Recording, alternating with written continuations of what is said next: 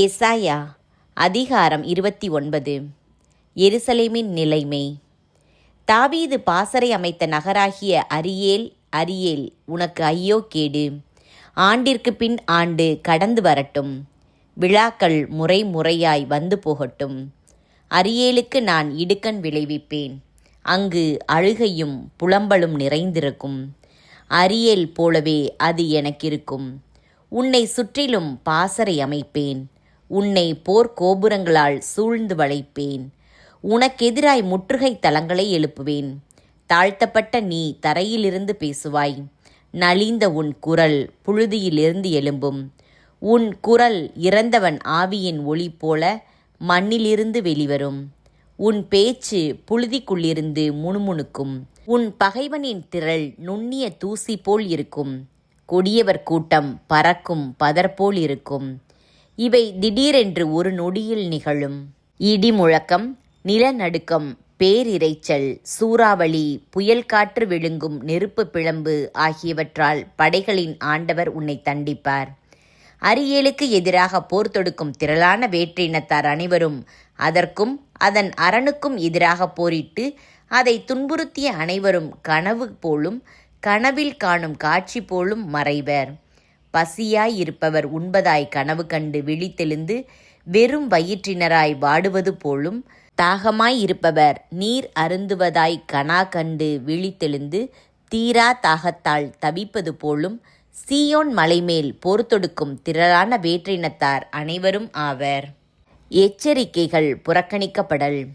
திகிலடையுங்கள், திகைத்து நில்லுங்கள், குருடரைப் போல் இருங்கள், பார்வையற்றவராகுங்கள், ஆனால் திராட்சை ரசத்தால் அல்ல.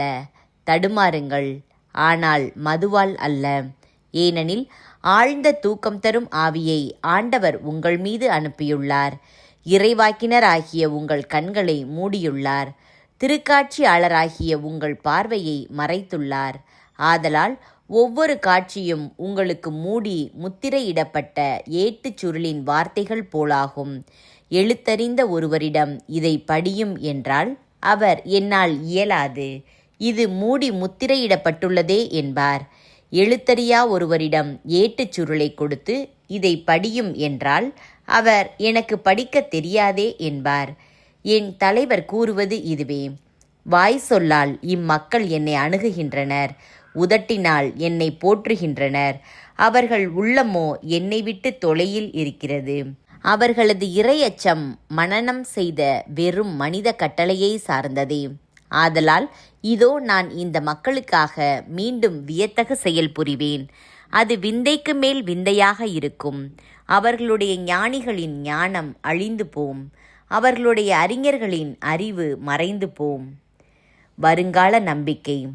ஆண்டவரிடமிருந்து தங்கள் திட்டங்களை மனதின் ஆழங்களில் மறைத்து கொண்டு தங்கள் செயல்களை இருளில் செய்து நம்மை எவர் காணப்போகின்றார், நம்மை எவர் அறியப் போகின்றார் என சொல்வோருக்கு ஐயோ கேடு! நீங்கள் செய்யும் முறைகேடுகள்தான் என்ன? குயவனுக்கு களிமண் ஈடாகுமோ? கைவேலை தன் கைவினைஞனை நோக்கி நீர் என்னை உருவாக்கவில்லை என்று கூறலாமோ?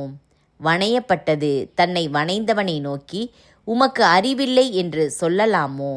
இன்னும் சிறிது காலத்தில் லெபனோன் வளமிகு தோட்டமாக மாறுமன்றோ? வளமிகு நிலம் காடாக ஆகிவிடுமன்றோ? அந்நாளில் காது கேளாதோர் ஏட்டு சுருளின் வார்த்தையை கேட்பர். பார்வையற்றோரின் கண்கள் காரிருளிலிருந்தும் மை இருளிலிருந்தும் விடுதலையாகி பார்வை பெறும். ஒடுக்கப்பட்டோர் மீண்டும் ஆண்டவரில் மகிழ்ச்சி பெறுவர். மானிடரில் வறியவர் இஸ்ரேலின் தூயவரில் அகமகிழ்வர். கொடியோர் இல்லாதொழிவர், இகழ்வோர் இல்லாமற் போவர். தீமையில் நாட்டம் கொள்வோர் அழிந்து போவர். அவர்கள் ஒருவர் மேல் பொய்க்குற்றம் சாட்டி நீதிமன்றத்தில் தீர்ப்பு வழங்குவோரை இடர செய்கின்றனர். பொய் புனைந்து நேர்மையாளரின் வழக்கை புரட்டுகின்றனர். ஆதலால் ஆபிரகாமை மீட்ட ஆண்டவர் யாக்கோபு வீட்டாரை பற்றி கூறுவது: இனி யாக்கோபு மானக்கேடு அடைவதில்லை, அவன் முகம் இனி வெளிரி போவதும் இல்லை. அவன் பிள்ளைகள் என் பெயரை தூயதென போற்றுவர். நான் செய்யவிருக்கும் என் கை வேலைப்பாடுகளை காணும்போது யாக்கோபின் தூயவரை தூயவராக போற்றுவர். இஸ்ரேலின் கடவுள் முன் அஞ்சி நிற்பர். தவறிழைக்கும் சிந்தை கொண்டோர் உணர்வடைவர். முறுமுறுப்போர் அறிவுரையை ஏற்றுக்கொள்வர்.